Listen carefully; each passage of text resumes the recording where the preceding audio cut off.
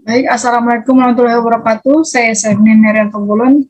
Pada video pembicaraan kali ini kita akan membahas terkait soal pada soal UAS akuntansi keuangan 2. Jadi pada soal UAS akuntansi keuangan 2 ini ada 3 soal, di mana ketiga soal ini merupakan soal hitungan. Oke, langsung saja kita akan membahas terkait dengan soal hitungan yang pertama. Jadi soal hitungan pertama ini kita akan membahas terkait dengan saham ya. Jadi di sini dikatakan bahwa Gregory Incorporation membeli 20% saham biasa Henderson Incorporation yang beredar pada tanggal 31 Desember dengan harga perolehan itu $1.250.000 untuk 50 lembar sahamnya. Nah, Henderson Incorporation itu mengumumkan dan membayar dividen setunai sebesar 0,8 per lembar sahamnya pada tanggal 30 Juni dan 31 Desember 2020. Oke, jadi di sini pembayaran dividen itu dilakukan semi-annually, yaitu tanggal 30 Juni dan 31 Desember, 2 kali dalam 1 tahunnya. Oke, jadi Henderson juga melaporkan perolehan laba bersih untuk tahun 2020 itu sebesar $730.000. Oke, nilai wajar Henderson Incorporation pada 31 Desember 2020 itu adalah $27 per lembar sahamnya. Nah, di sini kita diminta untuk menyiapkan jurnal yang dibuat Gregory Incorporation pada tahun 2019 dan 2020.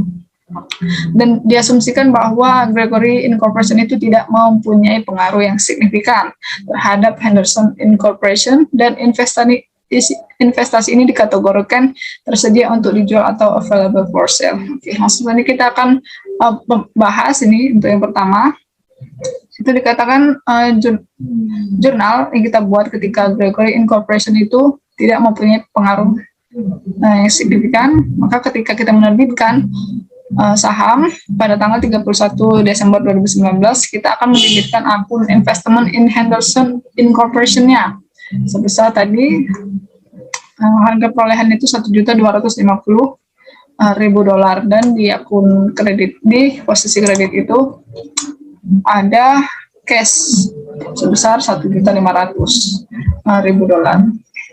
Nah, untuk jurnal untuk pembayaran dan juga pengumuman dividen itu tadi pada tanggal 30 Juni 2020 dan juga tanggal 31 Desember 2020.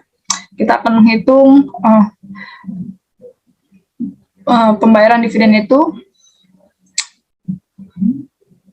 Kita akan menerima yang namanya cash sebesar 40.000 ya, dan juga dividen income. Kita akan mengakui adanya pendapatan dividen sebesar 40.000. Nah, 40.000 ini diperoleh dari ini tadi dia ya, 50 lembar saham tadi. Nah, yang kita peroleh kita kalikan dengan harga per lembar saham biasanya itu adalah $0,8, maka kita perolehlah harganya itu sebesar 40.000. Nah, jadi pada tahun 2020 itu kan tadi Henderson itu mengumumkan adanya perolehan laba sebesar 730. Kalau perusahaan itu tidak mempunyai pengaruh yang signifikan, maka kita tidak perlu melakukan penjurnalan saat Henderson itu mengumumkan laba. Oke, jadi jurnal untuk harga pasar saham itu tadi kan tanggal 31 Desember 2020 itu harga pasar saham Henderson Incorporation senilai 27 per lembar sahamnya. Nah, kita harus menghitung nih fair value dan cost-nya. Fair value tadi kan kita market value-nya itu ada 27 per lembar senilai sebanyak 50 lembar saham, maka kita perolehlah harganya itu $1.350.000. Dan cost biaya yang kita keluarkan tadi untuk memperoleh 50 lembar itu adalah $1.250.000, berarti dia itu harga per lembarnya itu ada $25. Maka kita akan memperoleh keuntungan dari harga pasar saham itu pada 31 Desember 2020. Kita akan memperoleh gain sebesar 100.000. Maka jurnal yang kita buat saat pada 31 Desember 2020 yaitu aset keuangan strip tersedia untuk dijual itu di debit sebesar 100.000 Dan di kredit itu ada akun keuntungan atau kerugian belum terrealisasi strip ekuitas sebesar 100.000. Nah, untuk yang B, kita diminta untuk menyiapkan jurnal yang dibuat Gregory Incorporation pada tahun 2019 dan 2020, dan diasumsikan bahwa Gregory Incorporation itu tidak mempunyai pengaruh signifikan terhadap Henderson Incorporation. Oke, jadi jurnal yang kita buat ketika Gregory Incorporation itu mempunyai pengaruh yang signifikan terhadap Henderson Incorporation. Oke, jadi pada saat penerbitannya itu, tanggal 31 Desember 2019, kita akan mendebit akun investment in Henderson Incorporation, dan di kredit ada cash sebesar nilai harga perolehannya. Dan untuk pembayaran dividen, pada tanggal 30 Juni 2020 dan 31 Desember 2020, kita akan mendebit akun cash sebesar 40.000, tadi diperoleh dari 50 lembar dikali dengan harga per lembar saham itu 0,8. Maka kita perolehlah 40.000, kita menerima kas sebesar 40.000, dan di posisi kredit itu ada investment from Henderson Incorporation. Jadi ini bukan dalam bentuk pendapatan dividen kita, tapi kita mengakuinya sebagai investment from Henderson Incorporation sebesar 40.000. Oke. Ini sama juga pada tanggal 31 Desember 2020, jurnalnya sama. Nah, jadi saat Henderson Incorporation itu mengumumkan laba sebesar $730, maka kita akan menjurnal akun investment in Henderson Incorporation-nya sebesar 146.000. Ini diperoleh dari ini total persentase sahamnya tadi itu kan 20%, kita kalikan dengan labanya itu $730.000, maka kita perolehlah 146.000, dan di kreditnya itu ada investment from Henderson Incorporation sebesar 146.000. Nah, oke, jadi ketika perusahaan itu tidak mempunyai pengaruh yang signifikan, nah saat harga pasar saham Henderson Incorporation per 31 Desember 2020 sebesar $27 itu, perusahaan tidak perlu melakukan yang namanya penjurnalan. Oke, untuk soal pembahasan kita, untuk soal nomor 2 itu mengenai tentang pengakuan pendapatan pengakuan pendapatan konstruksi. Oke, jadi di sini dikatakan bahwa Shannon Construction Company terikat kontrak untuk membangun tempat parkir dari suatu komplek perumahan mewah. Pembangunan dimulai tanggal 1 Januari 2018 dengan estimasi biaya untuk menyelesaikan pembangunan ini sebesar 600.000 dalam jangka waktu 3 tahun. Nilai kontrak yang disepakati dengan pengembangan kompleks perumahan adalah $900.000. Berikut ini data selama periode pembangunan. Jadi pada biaya yang dikeluarkan atau cost insured to date pada tahun 2018 ada 270, pada tahun 2019 ada $450.000, pada tahun 2020 ada $610.000. Nah, estimasi untuk menyelesaikan pembangunan ini 2018 itu diperkirakan $330.000 dan 2019 ada $150.000, sedangkan untuk 2020 itu tidak ada ya. Dan pada kemajuan tagihan itu 2018-nya ada $270.000, pada tahun 2019 ada $280.000, dan 2020 ada $350.000. Sedangkan kas yang sudah diterima itu 2018 ada $240.000, 2019 $230.000, dan tahun 2020 ada $430.000. Nah, kita diminta untuk mencatat pengakuan pendapatan dan laba kotor untuk tahun 2018 sampai dengan 2020, dan dengan menggunakan metode persentase. Oke, penyelesaiannya untuk menghitung persentase penyelesaian di sini harga kontraknya itu ada tadi, harga kontraknya 900.000 ya. Kemudian kita kurangkan dengan biaya yang dikeluarkan dan kita kurangkan lagi dengan perkiraan biaya sampai selesai adalah biaya. Harga kontraknya tadi 900.000 untuk tahun 2018 dan biaya yang dikeluarkan itu ada 270 dan perkiraan sampai selesainya itu ada 330.000 sehingga perkiraan total laba kotornya itu adalah 300.000 dolar ya. Oke, untuk pada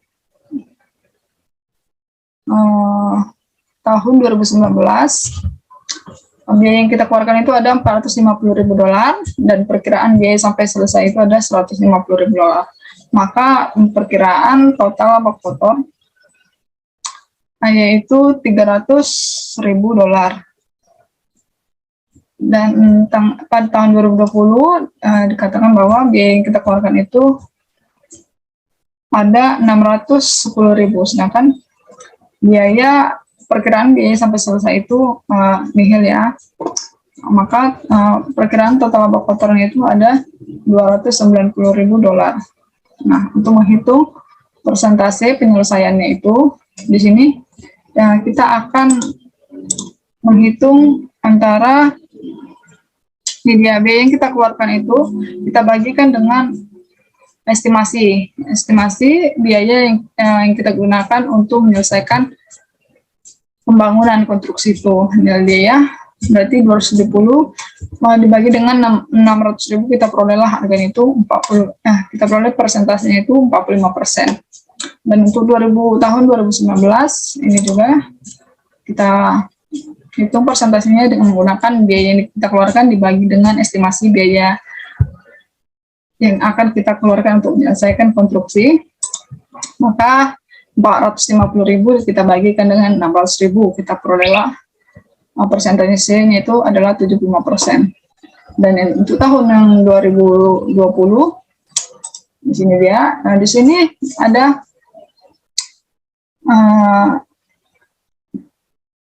biaya yang telah kita keluarkan itu adalah 610. Ini kita bandingkan saja dengan harga yang kita keluarkan tadi ya, menjadi 100%. Ini bukan dibagi dengan 600.000, tetapi kita gunakan untuk estimasi biaya yang telah kita keluarkan tadi, yaitu 610. Maka persentase penyelesaian itu sudah kita akui 100% atau sudah selesai. Nah, untuk menghitung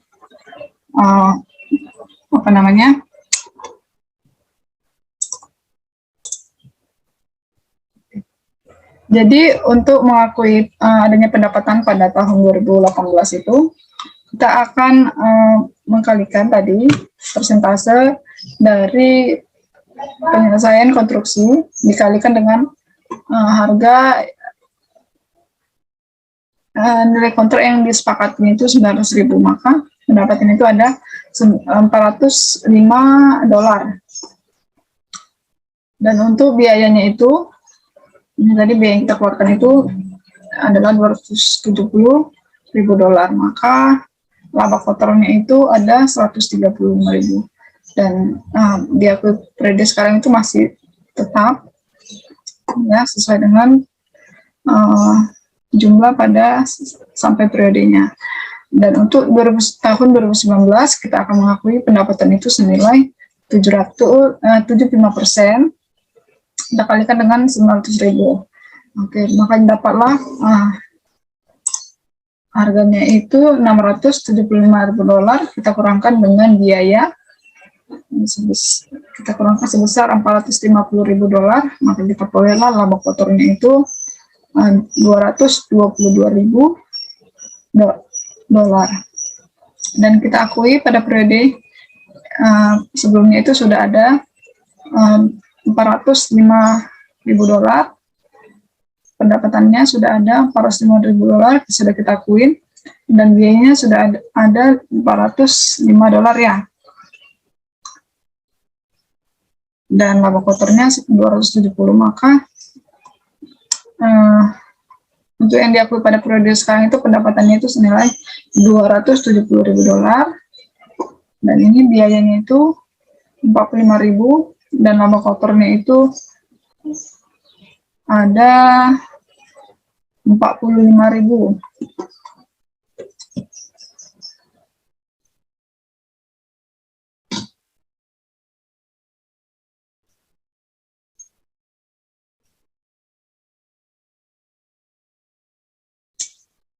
Oke, pada tahun 2020 pendapatannya itu sudah 100%. Jadi kita akan mengakui pendapatan 900. Pada periode sekarang itu sudah ada pendapatannya $900.000, kemudian kita kurangkan dengan biayanya itu yang sudah kita keluarkan adalah $610.000, maka laba kotornya itu adalah $290.000.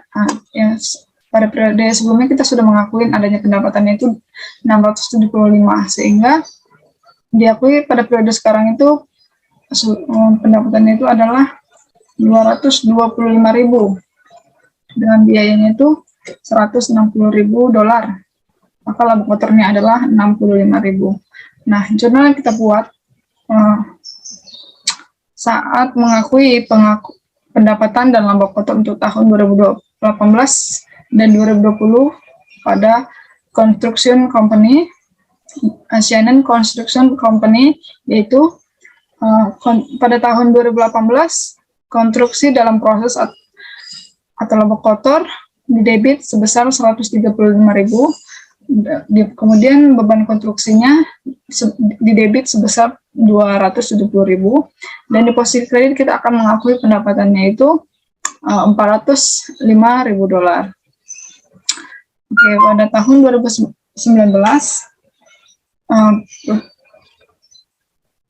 konstruksi dalam proses itu didebit sebesar $90.000, dan ada juga di posisi debit beban konstruksi sebesar $180.000, dan di kredit itu kita akan mengakui pendapatannya itu sebesar $270.000. Dan pada tahun 2020 kita akan mendebit akun konstruksi dalam prosesnya itu sebesar $65.000, dan beban konstruksinya itu ada $160.000, maka pendapatannya itu kita akui senilai $225.000.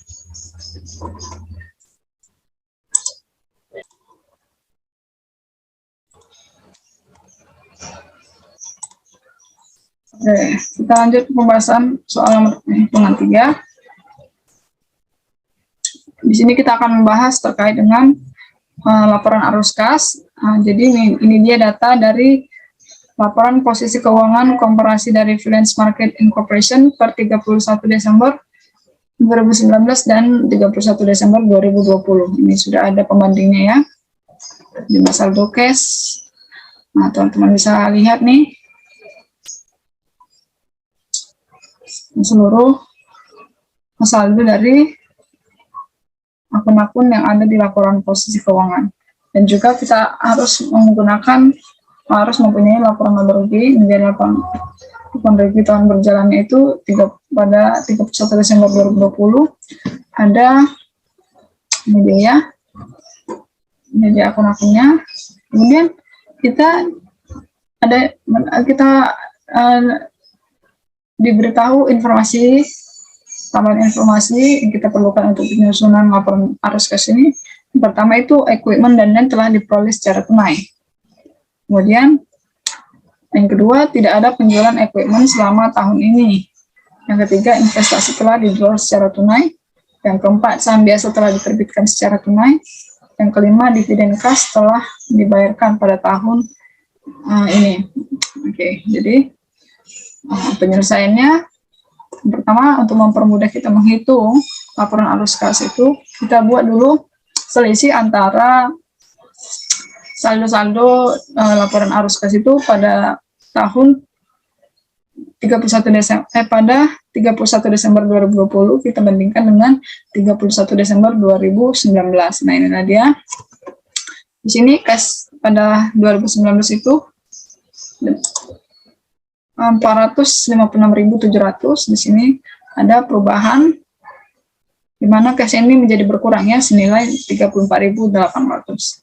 Dan untuk account receivable-nya di sini ada peningkatan jumlah account receivable sebesar 31.500. Untuk inventory-nya itu ada pengurangan, ada penambahan saldo inventory yaitu sebesar 35.800.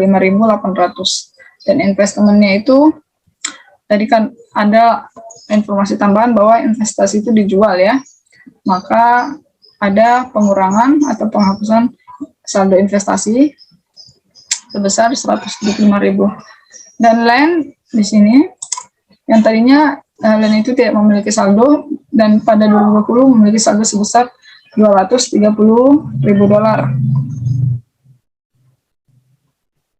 Nah, maka ini akan menambah ya, ada penambahan aset sebesar 230 untuk akun land.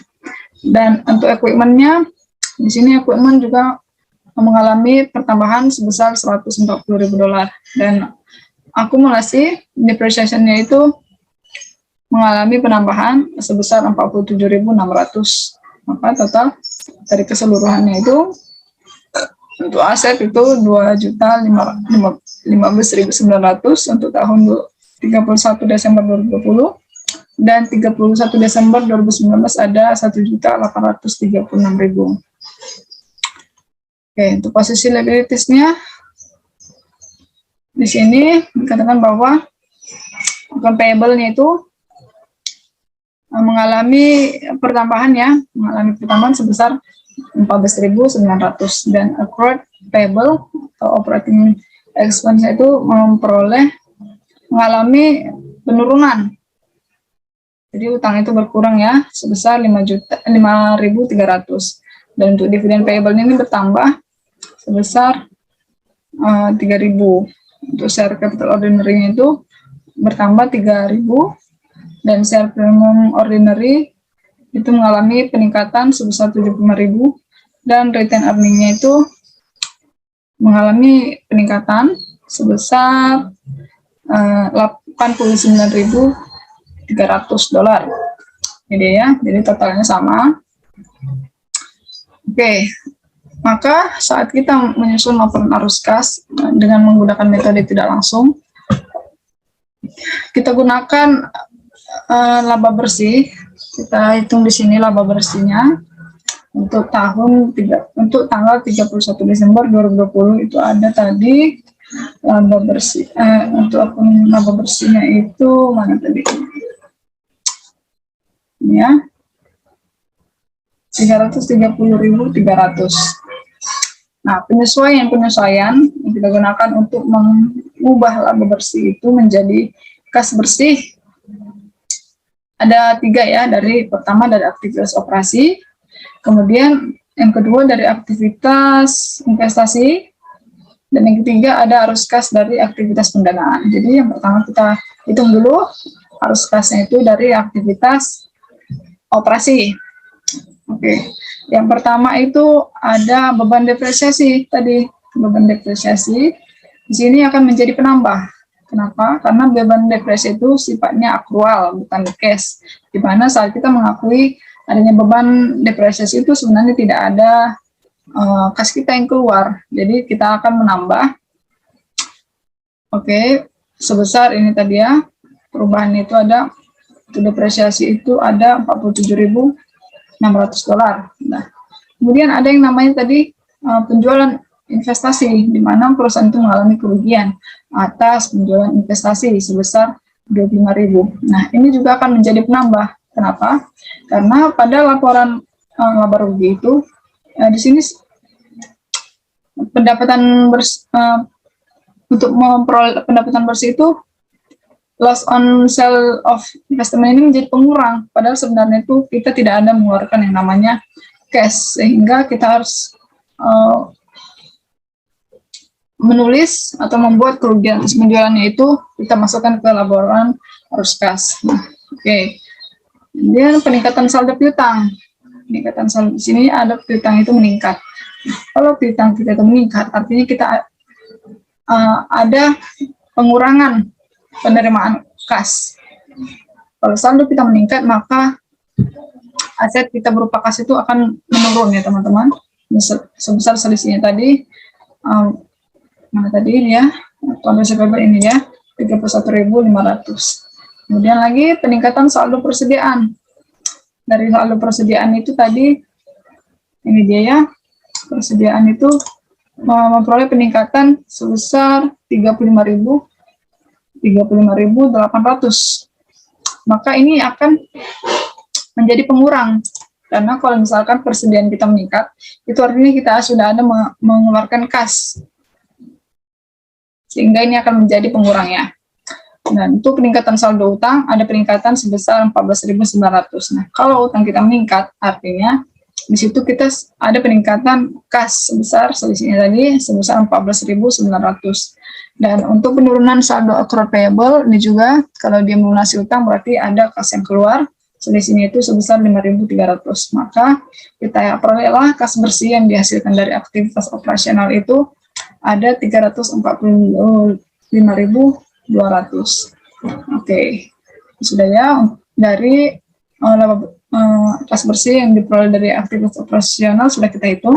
Selanjutnya kita menghitung kas bersih dari aktivitas investasi. Oke, arus kas dari aktivitas investasi itu yang pertama tadi ada penjualan investasi jangka panjang. Ada penjualan itu senilai $150.000, maka kita akan memperoleh kas sebesar $150. Kemudian dikurangi dengan adanya pembelian tanah sebesar 230.000 ya tadi, saldo dari lain itu ada bertambah 230, ini akan menjadi pengurang. Kemudian adanya pembelian equipment. Nah, kalau dia ada pembelian equipment, ada pertambahan equipment, berarti di situ kita telah mengeluarkan kas sebesar selisihnya itu tadi ada $140.000. Maka kita hitunglah, kita mendapatkan kas bersih dasar dari aktivitas investasi itu ada $220.000. Terakhir, arus kas dari aktivitas pendanaan. Nah, dari aktivitas pendanaan ini tadi ada penerbitan saham dan juga pembayaran dividen. Penerbitan saham biasa itu kita tadi menerbitkan sebesar 78.000, maka ini akan menjadi penambah. Kenaikan saldonya itu tadi 78.000 dan dikurangkan dengan pembayaran dividen. Pembayaran dividen itu berasal dari ini net income-nya dikurangi dengan kenaikan saldo return earning, kemudian dikurangkan dengan kenaikan saldo dividen payable. Nah, kita peroleh sebesar 238.000. Maka kas bersih yang dihasilkan dari aktivitas pendanaan itu ada sebesar 160.000. Itu minus ya teman-teman. Oke, jadi ini dia penghitungannya. Kita hitung seluruhnya ini, maka kita perolehlah penurunan kas bersih itu sebesar 34.800. Dan pada kas di awal periode 1 Januari 2020 terdapat 456.700. Kemudian ada penurunan kasnya sebesar 34.800. Maka kas pada akhir periode atau pada tanggal 31 Desember 2020 terdapat kasnya bersaldo 421.900. Oke, kita lihat pada laporan pas keuangan sesuai ya. Jadi penghitungan arus kas kita ini sudah benar. Baiklah teman-teman, itulah penjelasan mengenai UAS akuntansi menengah keuangan 2. Apabila ada kesalahan kata atau informasi, saya mohon maaf. Saya Stephanie Marian Tambul mengucapkan terima kasih. Wassalamualaikum warahmatullahi wabarakatuh.